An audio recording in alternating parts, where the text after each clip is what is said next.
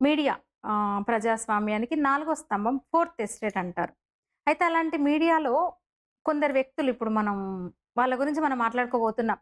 'Rajdeep Sardesai', 'Sagarika Ghose', 'Barkha Dutt', 'Rana Ayyub', 'Arfa Khanum', 'Alt News' 'Mohammed Zubair', 'Dhanya Rajendran' south ఇండియాకొచ్చేసరికి 'the News Minute' 'Dhanya Rajendran'. ఇలా ఇంకో కొంతమందున్నారు. నాకు ఈ పేర్లే ఎక్కువ గుర్తున్నాయి. ఒక్కొక్కరిది ఒక్కో చరిత్ర అన్నమాట. పైకి జర్నలిస్టులు, సెక్యులర్‌లు మేము సెక్యులర్‌లం అని చెప్పుకుంటారు. వాళ్ళ హిడెన్ ఎజెండా వేరే ఉంటది. పూర్తిగా దేశ వ్యతిరేక ఎజెండా వాళ్ళది. బయట శక్తులతో ఇక్కడున్న కొందరు పొలిటికల్ పార్టీలు వాళ్ళని వాడుకుంటాయి. అట్లనే బయట శక్తులతో గూడా వీళ్ళు ఒక రకంగా దేశం మీద యుద్ధాన్ని ప్రకటిస్తారు. వాళ్ళ మాటల ద్వారా, వాళ్ళ చేష్టల ద్వారా వీళ్ళలో చాలామంది ఇంకా కొందరు గూడా ఉన్నారు. రానా అయూబ్ గుజరాత్ అంటే వీళ్ళను ఎట్లా తయారు చేస్తారంటే 2, 3 రోజులు అసలు నిన్న మొన్నటి వరకు ఎవరో తెలీదసలు. ఒక అనామకంగా ఉంటారు. సడెన్‌గా వాళ్ళు ఫేమస్ అయిపోతారు. పాపులర్ అయిపోతారు. రానా అయూబ్ ది గుజరాత్ అల్లర్ల సందర్భంగా ఒక పుస్తకం రాయించేసి అసలింకా ఎక్కడికో ఎత్తేసారనమాట. పూర్తిగా ప్రమోట్ చేస్తూ ఈ లెఫ్ట్ లిబరల్ గ్రూపు, ఈ తుక్డే గ్రూపు వీళ్ళందరూ గూడా ఈ రానా అయూబ్‌ని ఒక్కసారిగా పైకి తీసుకొచ్చారు. ఒక సందర్భంలో సుప్రీం కోర్టులో తిట్టింది. "ఈ పిచ్చి మొహమా! నువ్వు పుస్తకంలో రాస్తే మాకేం సంబంధం? నువ్వేదో నీ పైత్యమంతా గుమ్మరించి ఆ గుజరాత్ పోయి ఏదేదో రాసి గుజరాత్ అల్లర్లంటూ నువ్వు గుజరాత్ ఫైల్స్ అంటూ, గుజరాత్ రైట్స్ అంటూ నువ్వు అల్లర్లు అని రాస్తే మాకవి సాక్ష్యాలెట్లయితే నువ్వేదో రాసిందని" సుప్రీం కోర్ట్ తిట్టింది రానా అయూబ్‌ని. అంతే కాదు కరోనా టైంలో మొన్న కరోనా టైంలో విదేశాల నుంచి విరాళాలు వసూలు చేసి నేను కరోనా సర్వీస్ చేస్తున్నా భారతదేశంలోని విదేశాల నుంచి విరాళాలు వసూలు చేసి పెద్ద మొత్తంలో కోట్లలో విరాళాలు వసూలు చేసి ఆ కోట్లని తన తండ్రి ఖాతాకు బదిలీ చేయించిందనమాట. పర్సనల్ ఖర్చులకు వాడుకుందని కేసు కూడా అయింది రానా అయూబ్ మీద. ఇక మహమ్మద్ జుబైర్ అనేవాడు నిజంగా అసలు ఎవడో తెలీదు ఒక అనామకుడు ఆల్ట్ న్యూస్ అని ఒకటి పెట్టిచ్చేసి ఇంకా ఫ్యాక్ట్ చెకర్ అంటూ ఇప్పుడు హడావిడి చేస్తాడు. పేరుకు ఫ్యాక్ట్ చెకర్ అని చెప్పుకుంటాడు గానీ అన్ని ఫేక్స్, అన్ని అబద్ధాలు, అన్నీ ఒక విషం జిమ్మేవి పూర్తిగా తుకుడే. ఈ తుకుడే మాటలు, తుకుడే చేష్టలు, తుకుడే ప్రచారం అన్నమాట. ఈ అసంతృప్తి బ్యాచ్ వీళ్ళందరికీ గూడా వీళ్ళందరూ కొందరికి పెట్టుబడనమాట. అట్లా కొన్ని ప్రతిపక్ష పార్టీల దేశంలో ఉన్న కొన్ని ఆయా రాష్ట్రాల్లో ఉన్న ప్రతిపక్ష పార్టీల, కేంద్రంలో ఉన్న ప్రతిపక్ష పార్టీన ఎవరో ఒకరు ఇంకా వీళ్ళకు ఆసరాగా వస్తారు. వాడుకుంటారు అన్ని విధాలుగా. వాడుకొని వాళ్ళని ఒక్కసారిగా అంతే డబ్బులివ్వడమే. వాళ్ళకేందంటే తాత్కాలికంగా డబ్బులొస్తే చాలు. ఇప్పుడు ఈ క్షణానికి డబ్బులుంటే చాలు. కానీ వాళ్ళ ఎజెండా వేరుంటది. దేశాన్ని ముక్కలు చేయడం అనేది. అందులో ఈ సోషల్ మీడియా వచ్చిన తర్వాత ఏమైందంటే ప్రతి ఒక్కడికి ఇంకా యూట్యూబ్ పెట్టుకోవడము, నేను జర్నలిస్ట్ అని చెప్పుకోవడం, ఇండిపెండెంట్ జర్నలిస్ట్ అని చెప్పుకుంటాం. కానీ ఇండిపెండెంట్ జర్నలిజం కాదది. ఎవరో ఒకరి మీద మళ్ళీ లోపాయకారిగా ఎవరో ఒకరి మీద డిపెండ్ అవుతానే ఉంటారు. అంటే ఉన్నోన్ని బెదిరించాలి. అధికారంలో ఉన్నోన్ని బెదిరించాలి. వాళ్ళు లొంగితే వీడికి ఎట్లాగో లాభం వస్తది. లేదు అంటే వాడిని దించేటోనితో వీళ్ళు బేరసారాలకు దిగుతారనమాట. అది ప్రతి రాష్ట్రంలో అంటే దేశవ్యాప్తంగా ఉంది. అది ఇప్పుడు ప్రాంతీయంగా ఎక్కడికక్కడ అన్ని రాష్ట్రాల్లో ఆ బ్యాచ్ ఒకటి తయారవుతుందనమాట. మన తెలుగు రాష్ట్రాల్లో ఈవెన్ మన తెలుగు రాష్ట్రాల్లో గూడా. 'రాజ్‌దీప్ సర్దేశాయ్' గావచ్చు, 'బర్కా దత్' గావచ్చు, 'సాగరిక ఘోష్' గావచ్చు, 'రానా అయూబ్' గావచ్చు ఇంకా వీళ్ళందరూ అదే అనమాట. చూస్తుండగానే ఎంత ఫేమస్ అవుతారంటే అంటే ఒక ఈ స్ట్రాంగ్ ఎకో సిస్టమ్ వాళ్ళని అట్లా తయారు చేస్తదనమాట. అసలు చూస్తుండగానే ఎక్కడో ఆఫ్ఘనిస్తాన్‌లో ఉన్న తాలిబాన్‌ల నోట వీళ్ళ పేరు ఇనిపిస్తది. ఎక్కడో అమెరికాలో ఉన్న డీప్ స్టేట్ ముఖ్యుల నోట వీళ్ళ పేరు ఇనిపిస్తది. ఇంకెక్కడి చైనాలో ఉండే ప్రముఖ వ్యక్తుల నోటంట వీళ్ళ పేరు ఇనిపిస్తది. అంటే అంత ఫేమస్ చేస్తారనమాట వీళ్ళను. అంటే అర్థం చేసుకోవచ్చు మీరు వాళ్ళ మధ్య వీళ్ళ పేర్లు ఇలాంటి వాళ్ళ పేర్లు 'వాషింగ్టన్ పోస్ట్' లాంటి పేపర్‌లకి ఆర్టికల్స్ రాస్తుంటారు వీళ్ళు. ఇదే ఇంకా ఇప్పుడు ఏదైతే మనం ప్రతిపక్ష నేత ఎలాంటి ఆరోపణలైతే ప్రతిపక్ష నేతలు రాజకీయంగా ఎలాంటి ఆరోపణలైతే మోదీ మీదనో, గవర్నమెంట్ మీదనో చేస్తారో, వీళ్ళు గూడా అవే ఆరోపణలు ఉంటాయన్నమాట. ఏంటి ఇంకింతే దేశంలో ఏదన్నా చిన్న ఇన్సిడెంట్ జరిగినా దాన్ని పెద్దది చేస్తూ వాళ్ళు ఆర్టికల్స్ రాస్తారు. భారతదేశంలో ప్రశాంతత లేదు, ప్రజాస్వామ్యం లేదు. భారతదేశంలో మానవ హక్కులు లేవు. హక్కులు వీళ్ళు మొదటి నుంచి వచ్చేది ఇదే. ఇలాంటి ప్రచారంతో ఇంకా వాళ్ళు దేశం పరువు తీయడము, దేశంలో ఇంకా ఒక అలజడి రేపాలనే కుట్రకి ఎప్పటికప్పుడు ఇంకా వాళ్ళ పథక రచన అదే అనమాట. ఎలా అంటే ఇప్పుడు తెగ హడావిడి చేస్తున్న ఎంతసేపు దేశానికి వ్యతిరేకంగా, ఈ ప్రభుత్వానికి వ్యతిరేకంగా, ప్రధానికి వ్యతిరేకంగా జెన్‌జెడ్ అంటూ యువతను రెచ్చగొట్టే అంటే మీకు వరుసగా కొన్ని కథనాలు నేను గుర్తు చేస్తాను. దామగుండంలో దామగుండంలో ఒక నేవీ రాడార్ ఏర్పాటు చేయాలని డిఫెన్స్ మినిస్ట్రీ నిర్ణయించింది. కేంద్రం డిసైడ్ అయింది. రాష్ట్రం అందుకు అంగీకరించింది. అలొకేట్ చేసింది. అనంతగిరి కొండలపై ఉన్న ఆ ప్లేస్‌ను దామగుండం అనే ప్లేస్ దగ్గర దాన్ని నేవీ రాడార్‌కి అప్పజెప్పింది. అప్పజెప్తే వీళ్ళు చేసిన రచ్చ అంతా ఇంత గాదు. ఒక తెలుగు యూట్యూబర్ చేసిన రచ్చ అంతా ఇంత గాదు. నలుగురిని పోగేసి ఇంకా తనను మించిన పర్యావరణ పరిరక్షకురాలు లేదు. అడవులు నరికేస్తున్నారు. పెద్ద పెద్ద వృక్షాలు నరికేస్తున్నారు. హైదరాబాద్‌కు వరదలొస్తాయి. ఒక చోటేమో హైదరాబాద్‌కి వరదలొస్తాయి. ఒక చోటేమో హైదరాబాద్‌కి అనావృష్టొస్తది. నీటి ఎద్దడి వస్తదంట. వరదలు గూడా వస్తాయంట. దానివల్ల అక్కడ నేవీ రాడార్ ఏర్పాటు చేయడం వల్ల కొన్ని లక్షల చెట్లు నరికేస్తున్నారంటూ అబద్ధపు ప్రచారం చేస్తూ అసలక్కడ లక్షల వృక్షాలు లేవు. వేల వృక్షాలు 70, 80 వేల వృక్షాలు నరకట్లేదు. అంతా అబద్ధము. అక్కడున్నయన్ని చిన్న చిన్న గుల్మాలు. అది డిఫెన్స్ ఒక ఒక ఒక సురక్షిత స్థావరంగా డిఫెన్స్ ఆ ప్లేస్‌ని ఎన్నుకుంది. అయినా సరే ఒక అలజడి రేపేలా అంటే తిరగబడండి మీరు. ఆ ప్రాంతంలో వాళ్ళు తిరగబడండి. దామగుండంలో నేవీ రాడార్ వద్దు. మీరు నాతో కలిసి రండి అంటూ ధర్నాలు, ర్యాలీలు, అక్కడికెళ్ళి బతుకమ్మ ఆడ్డాలు ఇలాంటి పనులు చేశారు వీళ్ళు. అసలప్పుడు కూడా గవర్నమెంట్ ఎందుకంటే రాష్ట్ర ప్రభుత్వం అనుమతిచ్చింది. ముఖ్యమంత్రి, ప్రధానమంత్రి కలిసి అక్కడ భూమి పూజ చేశారు. డిఫెన్స్ రిలేటెడ్ అది ఒక ఇది నేవీ రాడార్ అంటే ఒక రక్షణ రంగ వ్యవస్థకు సంబంధించింది. అక్కడికెళ్ళి కెమెరా తీసుకెళ్ళి మొత్తం రికార్డ్ చేసి స్టోరీలు ప్లే చేస్తే గవర్నమెంట్ సుమోటాగా తీసుకొని ఎప్పుడో అరెస్ట్ చేయాలి. కానీ అది జరగలేదు తెలంగాణ రాష్ట్రంలో. మణిపూర్ అల్లర్లను కావాలని అక్కడి అల్లర్లను లేని దాన్ని ఇంత ఇక్కడ తీసుకొచ్చి ప్రచారం చేయడం. ధర్మస్థల మనం చూసినాం. ధర్మస్థలలో ఏం జరిగిందో మనం చూసినాం. అసలక్కడ ఏమీ లేదు.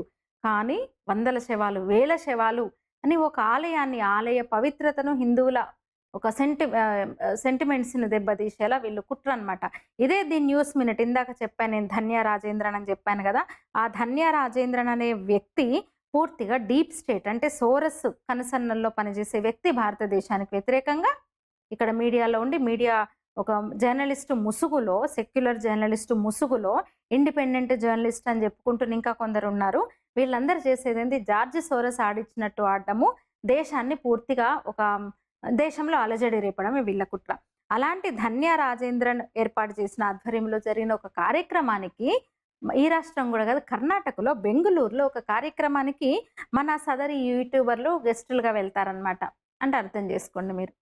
ఎక్కడున్నాయి మీరు నేను చెప్తున్నా కదా, ఈ డాట్స్ అన్నీ ఒక్కసారి మీరు కనెక్ట్ చేసుకుంటే అర్థమవుతుంది ఏంటనేది. Deep state, China, Pakistan, India, ఈ ఈ ఏమంటారు ఈ కథనాలు, ఈ ఆర్టికల్స్ ఎక్కడి నుంచి ఎక్కడ కనెక్ట్ అవుతున్నారు ఇదన్నీ చూస్తే అసలు ఏం జరుగుతుంది దేశంలో అనేది మనకు అర్థమవుతుంది. ఇప్పటికైనా మనం అర్థం చేసుకోవాలి. అట్లా దామగుండం అయిపోయిందా, ధర్మస్థలం అయిపోయిందా? ఏమీ లేని ధర్మస్థలంలో న్యూస్ మినిటే ధర్మస్థలం మీద లేనిపోని అపోహలు కల్పిస్తూ ఏమీ లేకపోయినా ఎవడో ఒక అనామకుడు వచ్చి నేను 100 శవాలు పాతిపెట్టినా అంటే గవర్నమెంట్ సిట్ వేయడం ఏంది, అసలు ఎఫ్ఐఆర్ ఫైల్ చేయడం ఏంది, తవ్వడం ఏంది, అసలు అన్ని చోట్ల ఏమీ లేదని చెప్పడం ఏంటి? బొక్కలున్నాయి, అస్థిపంజరాలున్నాయి, వెంట్రుకలున్నాయి, అవి ఉన్నాయి, ఇవి నేను ఎంత రచ్చ చేశారో న్యూస్ మినిటే అందుకుంది. ఎక్కడ లేని ఫేక్ వీడియోస్ అన్ని దేశవ్యాప్తంగా, కర్ణాటక వ్యాప్తంగా వైరల్ చేసి వీడియోలు చేసింది న్యూస్ మినిట్. దానికి అనుగుణంగా ఇక్కడి మహిళా జర్నలిస్టులు ఒక అర్బన్ నక్సలైట్, ఇప్పుడిప్పుడే అర్బన్ నక్సలైట్‌గా ఎదుగుతున్న ఇంకొక జర్నలిస్ట్ ఇద్దరు అందుకొని తెగ వీడియోలు చేశారనమాట ధర్మస్థలం మీద. అప్పుడే గవర్నమెంట్ యాక్షన్ తీసుకోవాల్సి ఉండే, సుమోటోగా తీసుకొని అసలు జైల్లో వేయాల్సి ఉండే. ఎందుకంటే చాలా తీవ్ర ఆ భాష అది చూస్తే, ఆ వీడియోలు చేసిన సందర్భంలో వాళ్ళు వాడిన భాష చూస్తే అసలు ఖచ్చితంగా అల్లర్లు రేగాలి అంటే రెచ్చగొట్టే, ఆజ్యం పోసే మాటలే అనమాట వాళ్ళే. అదొకటి. ఢిల్లీ పేలుళ్ల సందర్భంగా వాళ్ళ భాష ఏంది అసలు?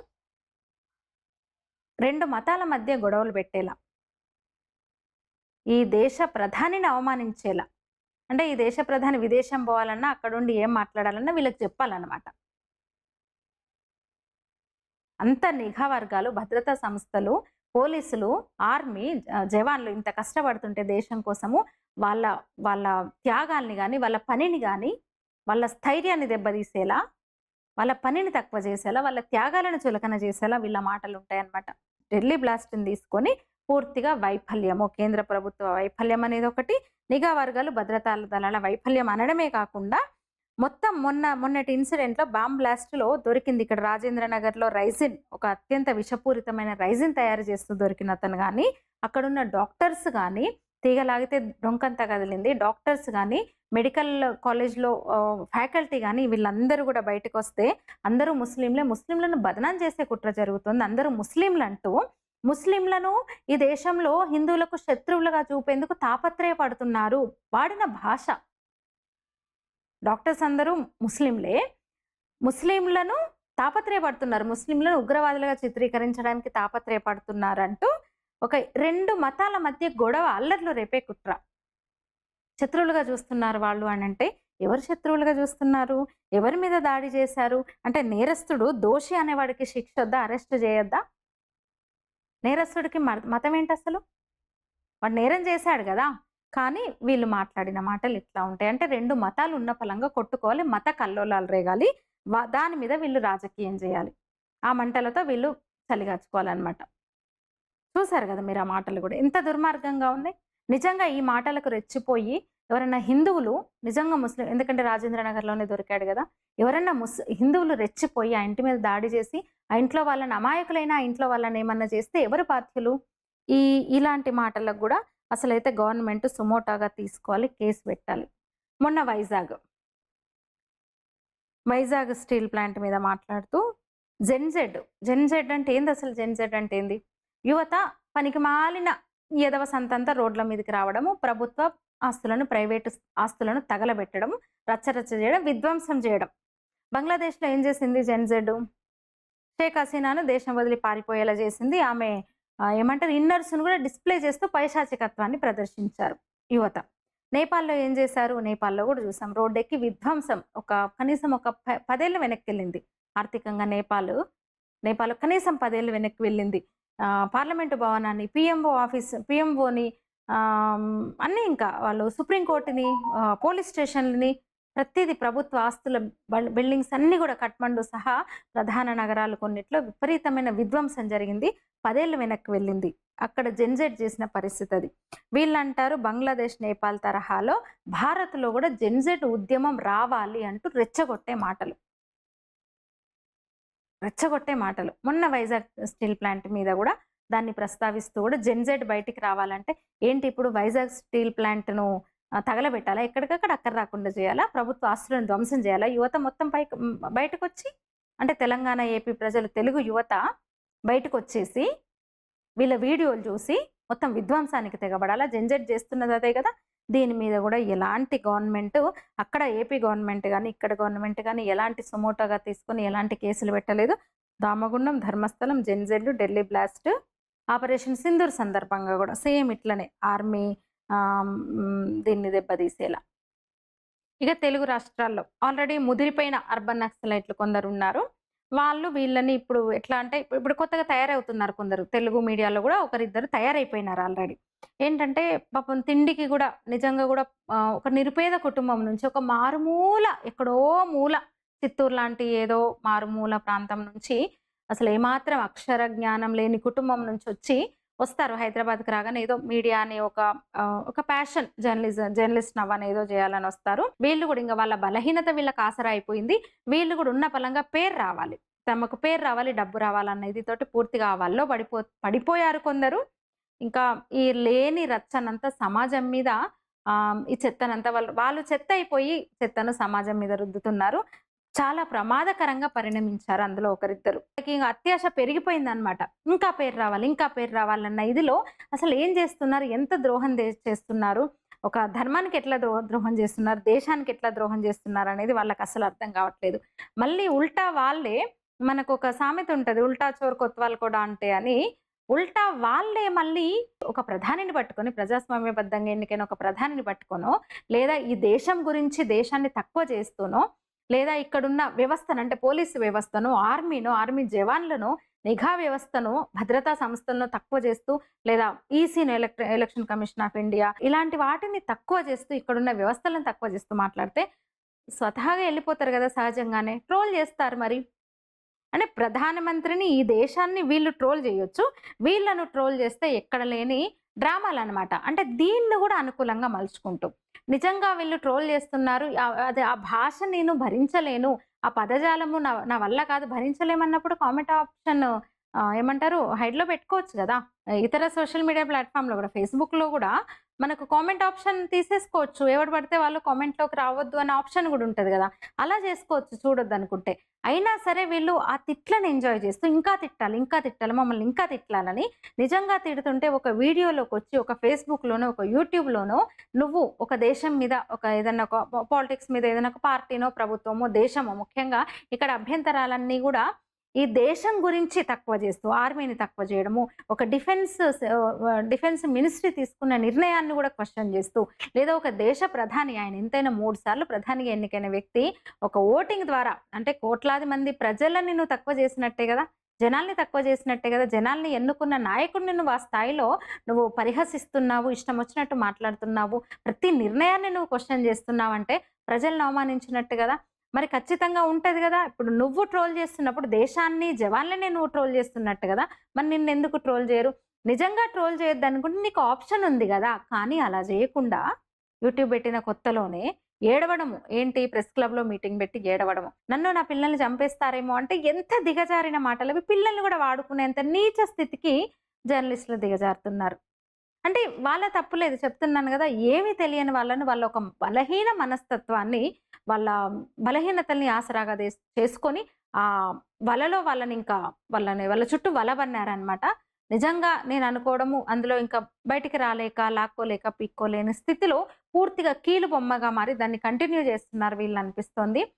భగవంతుడే వాళ్ళని కాపాడాలి నేనంటాను. లేదా పేరు కోసం ఇదేదో బాగుంది. ఇంకా పేరు బావుంది. డబ్బులొస్తున్నాయి చక్కగా. ఇది కంటిన్యూ చేస్తా అని వాళ్ళు కావాలని గూడా కంటిన్యూ చేస్తుండొచ్చు. ఇంతకుముందు తెలుగు రాష్ట్రాల్లో హక్కుల హక్కుల ఏమంటారు? హక్కుల సంఘాలంటూ తిరిగేది. ఇప్పుడు కొత్తగా వీళ్ళు మోపైనారు. పూర్తిగా అర్బన్ నక్సలైట్‌లు కొందరిని ఇట్లాంటోళ్ళని తయారు చేస్తున్నారు. వీళ్ళు తప్పు చేసింది గాక దేశానికి తీరని ద్రోహం చేస్తూ, ధర్మానికి తీరని ద్రోహం చేస్తూ, మళ్ళీ పోలీసులను తిడుతూ, ఆర్మీని తిడుతూ, మళ్ళీ వెళ్లి పోలీసులకే కంప్లెయింట్ ఇవ్వడం. పోలీసులకు ఇదో మమ్మల్ని ఇట్లా అంటున్నారు. మమ్మల్ని ట్రోల్ చేస్తున్నారు. మమ్మల్ని తిడుతున్నారు. మీరు యాక్షన్ తీసుకోండి అంట. ఎందుకు ట్రోల్ చేస్తున్నారు మిమ్మల్ని? మిమ్మల్నే ఎందుకు చేస్తున్నారు? చాలా మంది ఉన్నారు యూట్యూబర్స్. చాలా మంది సోషల్ మీడియా ఇన్‌ఫ్లుయెన్సర్స్ ఉన్నారు. చాలా మంది సోషల్ మీడియాలో యాక్టివ్‌గా ఉంటారు. మిమ్మల్ని మాత్రమే ఈ ఒకరిద్దరిని మాత్రమే ఎందుకు ట్రోల్ చేస్తున్నారు? ఎందుకు తిడుతున్నారు? అది ఆలోచించరా? పోలీసులకు తెలుసు గదా! ఎందుకు చేసేది తెలుసు గదా! ఇంకొకటి మీకు అంటే కావాలని ఇప్పుడు మీరు ట్రోల్ చేస్తున్నారన్న విషయం వెనుక నాకు ఇవన్నీ అదే చెప్తున్నా నేను. ధన్య రాజేంద్రను ప్రోగ్రామ్‌కి గెస్ట్‌గా వెళ్ళడము. అంటే డీప్ స్టేట్ పూర్తిగా కన్ను పడింది. ఇంకా అంటే ఒక నేషన్ వైడ్ కొంచెం ఇంకా ఫోకసింగ్ కోసం.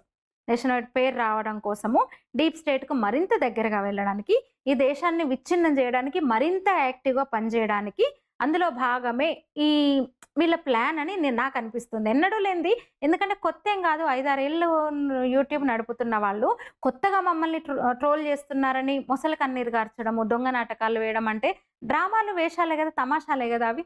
సీరియస్ అనిపిస్తుందా? మీరు చెప్పండసలు. నిజంగా ట్రోల్ చేస్తే బ్యాడ్ కామెంట్స్ పెడితే ఎందుకు పెట్టారసలు? నాకన్నా ఎక్కువ ట్రోల్ చేస్తారా? ఎవరినైనా చేసారా అసలు? నేనెప్పుడు ప్రెస్ క్లబ్‌లో 10 మందిని పోగేసుకొని నాకు ఉన్నారు. నాకు భర్త ఉన్నారు. నాకు పిల్లలున్నారు. ఫ్యామిలీని ఎందుకు లాగడం అసలు? ఎంత నీచమైన పనికి ఎందుకు దిగజారాలసలు? పేరు కోసమా? డబ్బు కోసమా? అసలు సిగ్గులేని పనులు గదా ఇవి.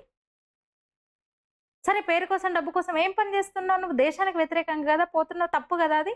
దేశానికి వ్యతిరేకంగా డబ్బు కోసం, పేరు కోసం పోతున్నామంటే అసలేమనుకోవాలి? జన్మేనా అసలది? సడెన్‌గా ఎందుకెళ్ళింది? సడెన్‌గా పోలీసుల వరకెందుకెళ్ళింది? తిట్లు, విమర్శలు కొత్త గాదు. ట్రోలింగ్ కొత్త గాదు. గతంలో గూడా ఆల్రెడీ ఒకసారి ఒక డ్రామా అయిపోయింది. మళ్ళీ ఇప్పుడు ఈ డ్రామాలేస్తున్నారంటే ఇంకొంచెం అంటే ఒక నేషన్ వైడ్‌గా తన పేరు రావాలి. ఆ నెట్‌వర్క్‌లోకి పూర్తిగా ఎళ్ళిపోవాలి. అంతే గదా! అర్థమవుతుంది గదా క్లియర్‌గా. ఆర్ఎస్ఎస్ గురించి ఇష్టం వచ్చినట్టు మాట్లాడాలి. ఆర్ఎస్ఎస్ ఉన్మాదులను తయారు చేస్తదా బేకార్దానా? ఈ ఫాల్తు మోకాలనే వీడియోలలో ఆర్ఎస్ఎస్ ఉన్మాదులను తయారు చేస్తదంట. సిగ్గుండాలి గదా! అలాంటి ఏం తెలుసని ఆర్ఎస్ఎస్ గురించి మాట్లాడడం? ఒకసారి ఏమన్నా శాఖకొచ్చిన వాళ్ళా? శాఖకొచ్చి ఒళ్ళొంచిన వాళ్ళా వీళ్ళేమన్నా? పద్ధతి తెలుసా? అసలు ఆర్ఎస్ఎస్ ఎలాంటి సిస్టమ్‌తో పనిచేస్తుందో తెలుసా? వ్యక్తి నిర్మాణం చేస్తది ఆర్ఎస్ఎస్. అసలేంది నీ ఐడియాలజీ ఏంది? నువ్వేంది? నీ బతికేందసలు? ఏం తెలుసని నీకు ఇలాంటి మాటలు? జెన్‌జెడ్ రావాలి, జెన్‌జీ రావాలి అంటే నువ్వు విధ్వంసాన్ని ప్రేరేపిస్తున్నావు నువ్వు. ఈ దేశంలో కల్లోలం రేగాలని నువ్వు పిలుపునిస్తున్నావు నువ్వు. లక్షల మంది చూస్తారు నీ వీడియోస్, నువ్వు చెప్పే మాటలు. ఇదా నువ్వు చెప్పే ఇచ్చే సందేశం?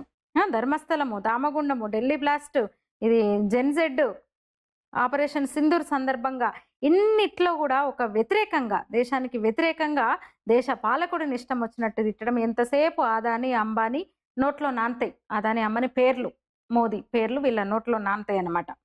వాళ్ళకు దేశం పట్ల ఎంత ప్రేమ ఉంది, ఎంత ఉన్నది ప్రేమనా ద్వేషమా అనేది వాళ్ళ పిల్లల పేర్లు, ఇప్పుడు ఈ బ్యాచ్‌లో ఉన్న వాళ్ళల్లో వాళ్ళ పిల్లల పేర్లు ఒకసారి ఆరా తీయండి చాలు, మీకు తెలుస్తది. ఈ అర్జెంటీనా ఓడైన చెగువేరా పేరో, లేదంటే స్టాలిన్ పేరో వాళ్ళ పేర్లు ఉంటాయి. ఇక్కడ స్వతంత్ర సమరయోధులు లేరా? బిర్సా ముండా పేరు పెట్టుకోవద్దా? కొమరం భీం పేరు పెట్టుకోవద్దా? అంటే వీళ్ళ చెప్తున్నా వీళ్ళ తీరు, వీళ్ళ నేపథ్యం ఏంది అనేది. ఒక నక్సలైట్ కూతురు, ఒక అర్బన్ నక్సలైటు, ఇప్పుడిప్పుడే వీళ్ళని మించి ఎదగాలనుకుంటున్న ఇంకొక మిడిమిడి. ఇంత రచ్చ చేస్తున్నారు తెలుగు రాష్ట్రాల్లో. నేనంటాను, వాళ్ళ వీడియోలు చూస్తూ ప్రమోట్ చేస్తున్న వాళ్ళు వెధవలైపోతారు లాస్ట్‌కి. నమ్మొద్దు అసలు. వీళ్ళకి ఒక స్టాండ్ అంటూ, ఒక ఎజెండా అంటూ ఉండదు. ఏ ఎండకు ఆ గొడుగు పడతారు. అవసరానికి ఆ పార్టీ కొమ్ము కాస్తారు, లేదా యువతల వాళ్ళతో పనిచేస్తారు. బయట శక్తుల కోసము, డబ్బుల కోసం బయట శక్తులతో కలిసి దేశాన్ని ఏం చేయడానికైనా తెగించే సిద్ధపడే మంద వీళ్ళనమాట. తుక్కుడే బ్యాచ్ అని పెట్టింది. అందుకే దేశాన్ని విచ్ఛిన్నం చేసే కుట్రలో వీళ్ళు భాగం కాబట్టి, వీళ్ళు ముందుంటున్నారు కాబట్టి సమాజంలో వీళ్ళకి పెట్టిన పేరు తుక్కుడేలని. ఇండిపెండెంట్ జర్నలిస్టులు అని పెట్టుకుంటారు. ఇండిపెండెంట్ జర్నలిస్ట్ ఏం కాదు. విదేశీ శక్తులు, నిధులు వీళ్ళని నడిపిస్తాయి తప్ప, ఇండిపెండెంట్‌గా ఉండి ఆ పైకి పేరు తప్ప ఇండిపెండెంట్‌గా పనిచేసేది కాదు. వాళ్ళ మీద డిపెండెంట్ అయ్యి వాళ్ళ నిధులు తీసుకుంటూ, వాళ్ళ విరాళాలు తీసుకుంటూ, వాళ్ళు చెప్పిన మాట వింటూ వాళ్ళలో ఒక కీలు బొమ్మలుగా అన్నమాట. అట్లా విదేశీ శక్తులు పెట్టుబడులు పెట్టేది ఫస్ట్ వీళ్ళ మీదనే, డబ్బులు పెట్టేది వీళ్ళ మీదనే. పెట్టుబడులు పెడతారు, డబ్బులు ఇస్తారు, విదేశీ ట్రిప్పులుంటాయి, వ్యక్తిగతంగా డబ్బులు ఇస్తారు. అట్లాంటోళ్ళని ఫాలో చేసేవాళ్ళు. అంటే ఇప్పుడు మోదీ కదా, రేపు అధికారం మీద ఎవరొచ్చినా తిడతారు వాళ్ళు. అంటే ఈ దేశంలో అన్రెస్ట్ క్రియేట్ చేసే కుట్రలు బయట నుంచి నడిపిస్తున్న శక్తులు ఆ కుట్రలకు వీళ్ళ సహాయం తీసుకుంటాయి కదా మరి. అలాంటప్పుడు మరి వీళ్ళని ఫాలో అవుతున్న వాళ్ళు 4 రోజులు పోతే పిచ్చేదోళ్ళు అవుతారు కదా, పిచ్చి సన్నాసులు అవుతారు కదా మరి. ఆహా, ఓహో, సూపర్ అక్క, నువ్వు మస్తు చెప్పినవన్నా, అబ్బా ఏం చెప్పినవే అని ఆ కామెంట్స్ చూస్తుంటే ఎంత పిచ్చి సన్నాసులు ఉన్నారా అనిపిస్తుంది.